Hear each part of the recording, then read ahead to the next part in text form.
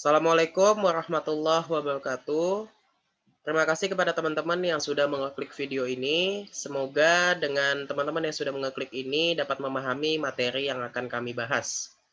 Materi yang akan kami bahas yaitu kelas konsep dasar IPA dengan judul Hubungan antar komponen ekosistem dan jaring-jaring makanan di lingkungan sekitar. Mata kuliah ini diampu oleh Ibu Rosita Putri Rahmi, SPD MPD, dan kami dari kelompok 7 dengan anggota saya Rizky Trianggoro, Arihni Raihatal Jannah, dan yang terakhir Nabila Azahra.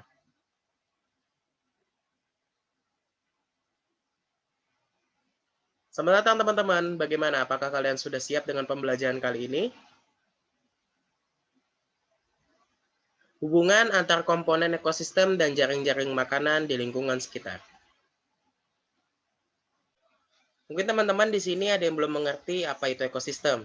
Jadi ekosistem merupakan suatu hubungan timbal balik antar sesama makhluk hidup, yakni hewan atau tumbuhan dengan lingkungan sekitarnya. Komponen macam-macam dari ekosistem. Jadi ekosistem ini terbagi menjadi dua, yakni ekosistem alami dan ekosistem buatan. Ekosistem alami ini terbentuk secara alami tanpa adanya campur tangan manusia. Contoh dari ekosistem alami ini, contohnya seperti ekosistem padang pasir, ekosistem padang savana, ekosistem bawah laut, ekosistem mangrove, ekosistem hutan, dan ekosistem pantai. Kemudian yang kedua, ekosistem buatan. Dari namanya aja udah kelihatan ya, ekosistem buatan. Jadi ekosistem ini dibuat oleh manusia dan ada campur tangan manusia di dalam ekosistem tersebut. Contohnya dari ekosistem buatan ini, contohnya seperti ekosistem sawah, ekosistem danau, ekosistem akuarium, dan ekosistem kebun binatang. Komponen-komponen ekosistem. Komponen-komponen ekosistem ini terbagi menjadi dua, yakni komponen abiotik dan komponen biotik. Komponen abiotik yakni komponen yang berperan sebagai wadah untuk memberikan kehidupan kepada makhluk hidup yang terdapat di komponen biotik. Komponen abiotik ini berperan sangat penting untuk keberlangsungan makhluk hidup ke depannya. Kemudian yang kedua, komponen biotik. Komponen biotik ini adalah komponen yang terdiri atas seluruh makhluk hidup yang ada di lingkungan. Komponen biotik ini terdiri dari hewan, tumbuhan, manusia, dan mikroorganisme. Kemudian komponen-komponen dalam ekosistem. Pada materi ini akan dijelaskan oleh Nabila Azahra. Kepada Nabila Azahra, saya persilahkan. Baik, terima kasih kepada Rizky. Selanjutnya saya akan menjelaskan komponen-komponen dalam ekosistem. Di sini saya akan menjelaskan tentang contoh-contohnya. Seperti pengertian yang telah dijelaskan oleh Rizky sebelumnya, sudah tahu dong apa itu pengertian abiotik dan komponen biotik. Nah, contoh komponen abiotik adalah udara, tanah, air, kelembapan, cahaya, dan suhu. Sedangkan komponen biotik adalah hewan, tumbuhan, manusia, dan mikroorganisme. Selanjutnya ada materi tentang interaksi antar komponen penyusun ekosistem.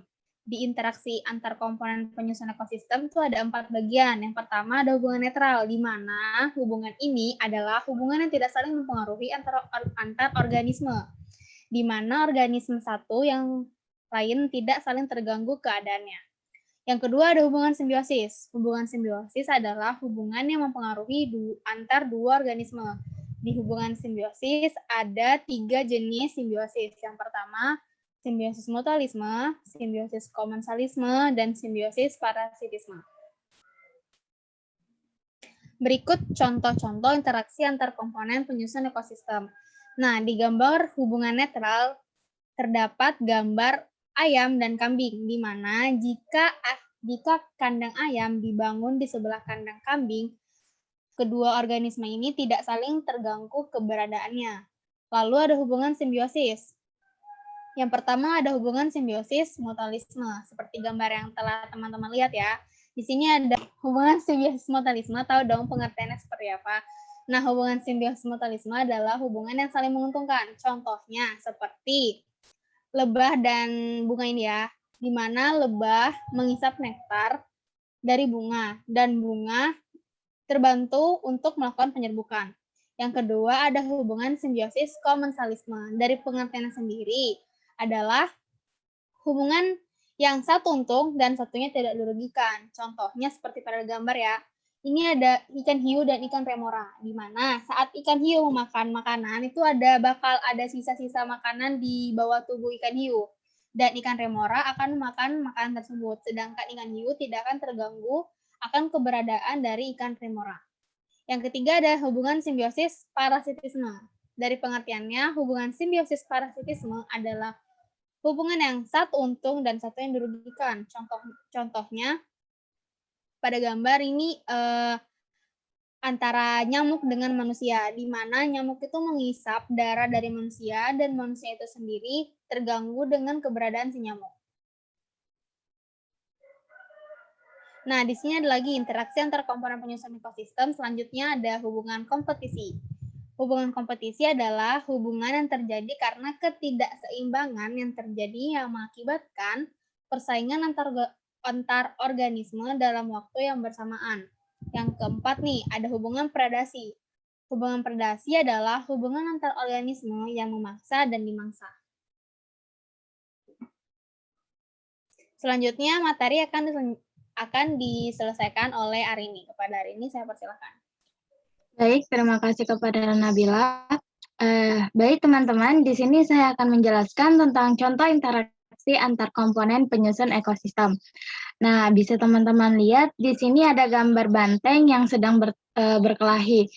Nah, gambar tersebut bisa dicontohkan sebagai hubungan kompetisi, di mana mereka melakukan persaingan antar organisme dalam waktu yang bersamaan untuk mendapatkan tempat tinggal, makanan, dan juga pasangan. Nah, lalu di sini ada hubungan predasi atau hubungan saling makan-memakan, di mana hewan karnivora memakan hewan herbivora. Seperti yang kita lihat, itu ada singa betina yang sedang memakan zebra. Nah, selanjutnya, interaksi antar komponen, yaitu pelestarian ekosistem. Keseimbangan ekosistem itu merupakan hal yang terpenting yang harus dijaga. Apa sih yang harus kita lakukan? Yang pertama, kita harus membuat aturan yang menjamin terjaganya ekosistem, lalu memberikan edukasi kepada masyarakat dalam melestarikan ekosistem. Yang ketiga, membuat cagar alam dan taman nasional yang dapat memelihara ekosistem, memberikan sanksi yang tegas kepada pihak yang merusak ekosistem, dan membuat sebuah pameran yang bertujuan untuk mengenalkan kepada masyarakat ekosistem yang kita miliki. Nah, selanjutnya yaitu materi tentang jaring-jaring makanan. Teman-teman tahu nggak sih apa sih itu jaring-jaring makanan? Jaring-jaring makanan adalah hubungan antar makhluk hidup yang saling berkaitan, yang saling tumpang tindih dan membentuk sebuah rantai makanan. Nah, teman-teman bisa lihat di sini adalah salah satu contoh jaring-jaring makanan yang ada di darat. Nah, di jaring-jaring makanan ini kita ada menyebutnya produsen, konsumen 1, konsumen 2, dan konsumen ketiga. Nah, biasa di produsen ini itu terdiri dari tumbuh-tumbuhan seperti rumput ataupun pohon. Nah, pada konsumen 1 ini bisa dilihat itu ada tikus, jangkrik, dan juga ulat. Nah, pada konsumen ketiga itu ada ular, katak, dan juga ayam. Nah, pada konsumen ketiga itu ada elang. Elang ini merupakan hewan karnivora. Nah, karena tadi kita sudah membahas tentang jaring-jaring makanan yang ada di darat, selanjutnya kita akan membahas jaring-jaring makanan yang ada di laut. Nah, jaring-jaring makanan yang ada di laut itu untuk produsennya itu yaitu fitoplankton dan juga rumput laut. Nah, untuk hewan-hewan ini merupakan konsumen 1, 2, dan 3. Nah, jika salah satu konsumennya dihilangkan, misalnya di konsumen 2, maka untuk konsumen 1 akan mengalami peningkatan, sedangkan untuk pada konsumen ketiga dia akan mengalami penurunan karena jumlah makanannya menjadi sedikit. Nah, apa sih kesimpulan yang kita dapatkan pada pembahasan kali ini? Jadi kesimpulannya yaitu ekosistem merupakan hubungan timbal balik antar kedua belah pihak Apabila terjadi kerusakan di salah satu ekosistem, akan membuat ketidakseimbangan ekosistem tersebut. Ada beberapa macam-macam ekosistem yang dapat kita ketahui, yaitu ekosistem abiotik dan juga ekosistem biotik. Nah, jaring-jaring makanan yang baru saja tadi kita bahas itu merupakan hubungan antar makhluk hidup yang saling berkaitan, yang saling tumpang tindih, dan membentuk rantai makanan. Apabila salah satu jaring-jaring makanannya terputus, akan membuat rantai makanan tidak seimbang. Nah, sekian dari pembahasan kami. Terima kasih sudah mendengarkan dan menyimak. Jika ada pertanyaan, kalian bisa komen di kolom komentar. Jangan lupa untuk like, comment, and subscribe. Terima kasih teman-teman. Dadah!